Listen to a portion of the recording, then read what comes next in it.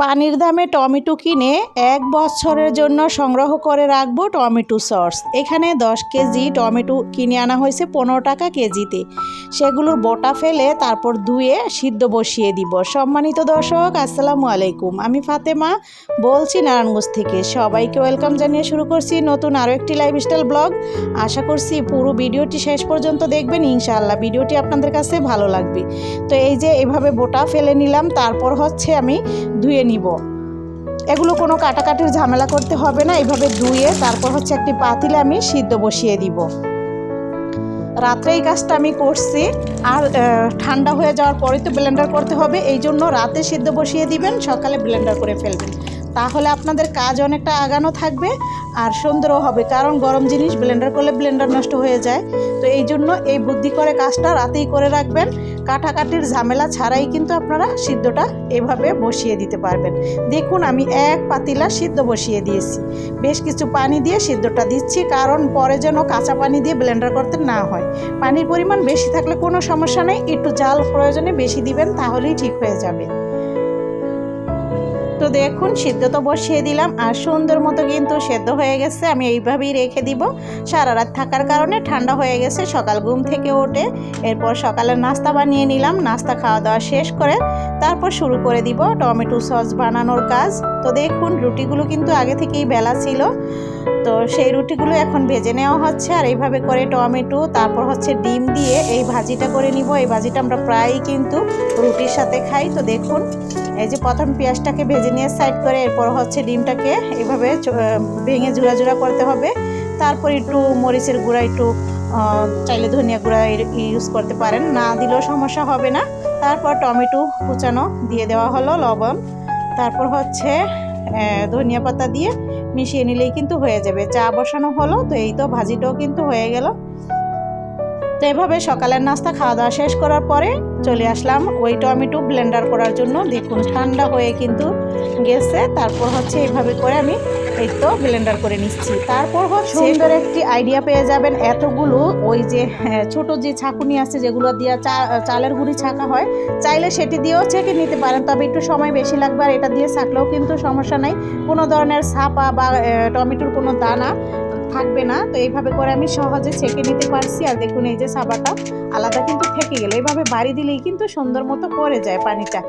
অনেক সহজে আমি ছেঁকে নিয়েছি। আর দেখুন এক পাতিলা হয়েছে। এরপর আমি একটা বড় পাতিলে ঢাললাম।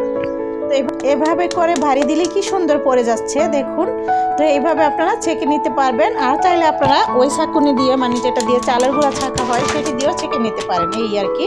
তো যেভাবে ছেঁকে নিতে পারেন সেভাবে ছেঁকে নেবেন। দেখুন এই যে শুধু চাবাটাই কিন্তু এখানে আছে। তো আমি একটি বড় পাতিলে নিয়ে এসেছি, কারণ ওই পাতিলটা হচ্ছে ভরে গেছে। এখন হচ্ছে আমি সিদ্ধ বসিয়ে দিব। তো দেখুন এই যে ছাবাটি কিন্তু আপনাদের দেখালাম, তেমন একটা ছাবা হয় না। তো চুলাটাকে একটু মুছে নিলাম, তারপর হচ্ছে আমি বসিয়ে দিব। যেহেতু সকালে নাস্তা বানাইছি, চুলা মোছা হয় না, তো চুলাটা সুন্দর করে মুছে দুপুরকার রান্নাও করব। আর হচ্ছে বসিয়ে দিলাম। চুলার গ্যাসটা একদমই কমে গেছে। তো আমি কিন্তু এই ভিডিওটি আমার ফেসবুক পেজে আপলোড দিয়েছি, সেখানে তো খুবই শর্টকাটের ভিতরে দেখাইছি আসলে টমেটো সস বানানোর জন্য যে সময়টা লাগছে, কারণ চুলার গ্যাস ছিল না। আমি ওই যে আল্লাহর হস্তের যে মেন আগুন সেটাতে বসিয়ে দিয়ে এই পাশে আমার থালা বাটিগুলো ধুয়ে নিয়েছি। কারণ হচ্ছে শারমিন কাজে আসে না, শারমিন অসুস্থ। তো এই জন্য হচ্ছে এত থালা বাটি, নিচেও আরও আছে অনেকগুলো, ওই যে পাতিলারি নিচে আছে, সেগুলোও মাজতে হবে। তো এখন আমি উপরের গুলা মেজে নিচ্ছি। সকালে নাস্তা খাওয়া হয়েছে, তারপর রাতেরও কিছু ছিল। তো এখন সেগুলো মেজে টেজে তারপর হচ্ছে এই যে সাইডগুলো সুন্দর করে মেজে নিতে হবে। তারপর আমি ধুয়ে নিব এক এক করে সব কিছু। যদিও আমার ঠান্ডার সমস্যা, তো কি আর করার আছে, হেল্পিং হ্যান্ড যদি না আসে তাহলে তো আমার সমস্যা হয়ে যায়। তো কিছুই করার নেই, সংসারের সব কাজেই কিন্তু নিজের হাতে করাটা অনেক ভালো।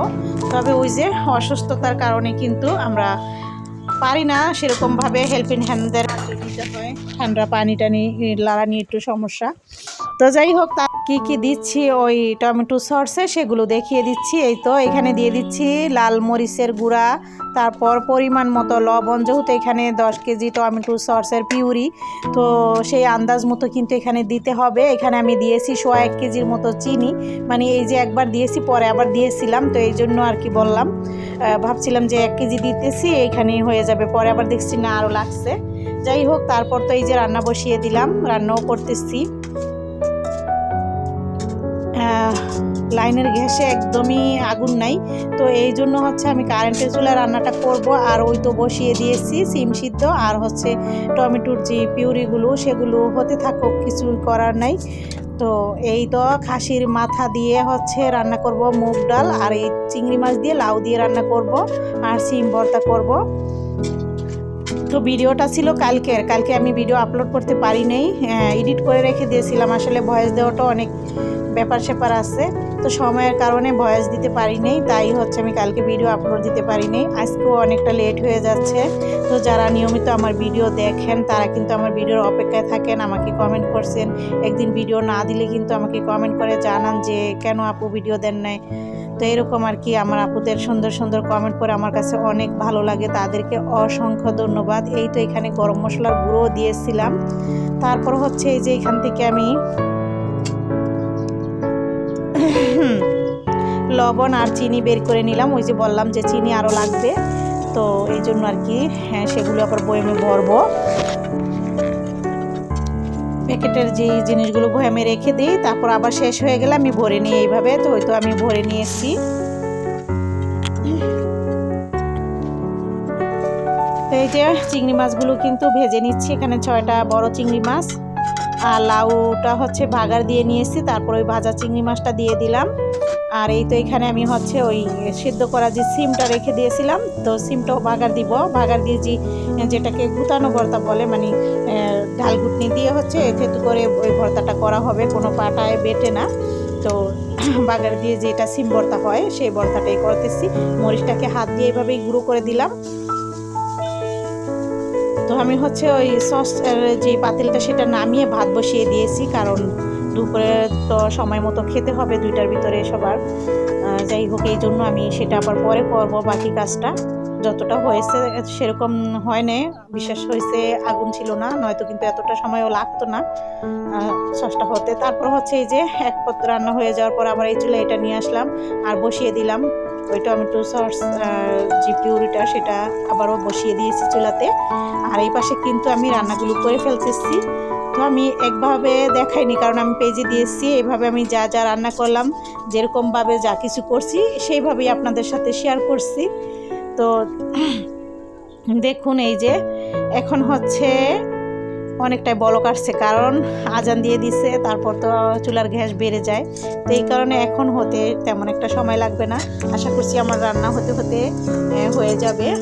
তো দেখুন এই পাশে হচ্ছে আমি ওই যে মুগ ডালটা খাসির মাথা দিয়ে যে রান্না করব সেটা বসিয়ে দিচ্ছি। পেঁয়াজ দিয়েছি, আদা রসুন বাটা, কাঁচামরিচ, হলুদের গুঁড়া এইসব দিয়ে ভালো করে মশলাটাকে প্রথমে কষিয়ে নিব। আর ডালটা তো আমি ভেজে তারপর ধুয়ে রেখেছি। এখন ওই মাংসটাকেও কিন্তু আমি ধুয়ে নিয়েছি আরও আগেই। তারপর হচ্ছে যে কিছুটা পানি দিয়ে ভালো করে মশলাটাকে আমি কষিয়ে নিব। এখন হচ্ছে আমি যে ডিব্বাগুলো রেখে দিচ্ছি, আর এই তো একটু পরপরই কিন্তু নেড়ে দিচ্ছি টমেটোর পিউরিটাকে। এখানে লবণও দিয়ে দিচ্ছি স্বাদ মতো, লবণটা ওই সময় দিতে ভুলে গেছি, তো এখন দিয়ে দিলাম। আর মশলাটা ভালো কষানো হয়েছে, এই সময় দিয়ে দিলাম খাসির মাথার যে মাংসটা সেটা। এটা দিয়ে মুগ ডাল দিয়ে, তারপর হচ্ছে ছোলা বুটের ডাল দিয়ে খেতে ভালো লাগে। তো আমরা কিন্তু এইভাবেই খাওয়া হয়, আমাদের বাসায় সবাই পছন্দ করে ডাল দিয়ে। তো আমার ভাতটাও কিন্তু প্রায় ফোটার অবস্থায়, এই জন্য এই চুলা বদল করে ফেললাম, মানে চুলাটা বন্ধ করে এখানে রেখে দিয়েছি। যতটা আঁচ আছে ততটাতে হয়ে যাবে কমপ্লিট।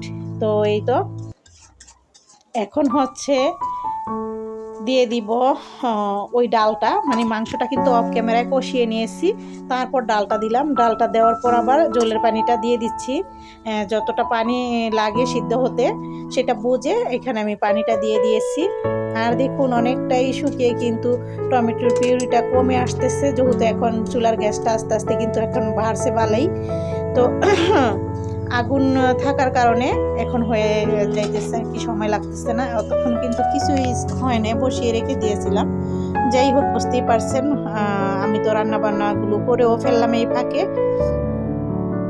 ভর্তা করলাম খাসির মাথা দিয়ে, মুগ ডাল দিয়ে, লাউ দিয়ে, চিংড়ি মাছ, এভাবে দুপুরকার রান্না বান্না শেষ করলাম। আর হচ্ছে খেতেও দিয়ে দিলাম।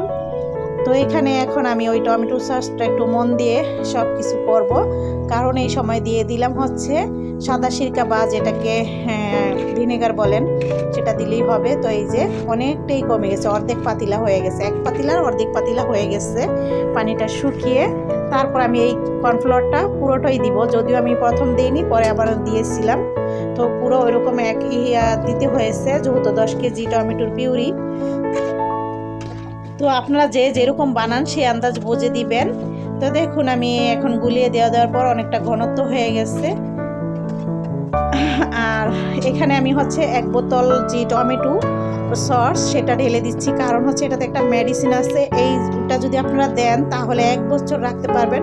ওই মেডিসিনটা তো আমরা আলাদাভাবে কিনি নেই, তো এখান থেকে সেটা পেয়ে গেল, তো এই জন্য বেশি ভালো থাকবে। এটা না দিলেও যে থাকবে না ভালো এমন কিছু না, তবে ওইটা মানে 1 বোতল টমেটোর সস সাথে মিক্স করবেন, তাহলে ওই মেডিসিনটা পেয়ে যাবেন। এই আর কি, তো হয়ে গেল মজাদার টমেটো সস 1 বছর। এই সামনে রোজা আসতেছে, সবাই কিন্তু মন ভরে খেতে পারবেন। 1 বছরের জন্য আপনারা চাইলে সংগ্রহ করে রাখতে পারবেন। এখন যে 15 টাকা 20 টাকা কেজিতে পাবেন, কিছুদিন পর কিন্তু 80 টাকা 100 টাকা কেজি হয়ে যাবে। তো আশা করছি রেসিপিটি আপনাদের কাছে ভালো লাগছে, আজকের ব্লগটি আপনাদের কাছে ভালো লাগছে। সবাই ভালো থাকবেন, আবারও দেখা হবে। আল্লাহ হাফেজ।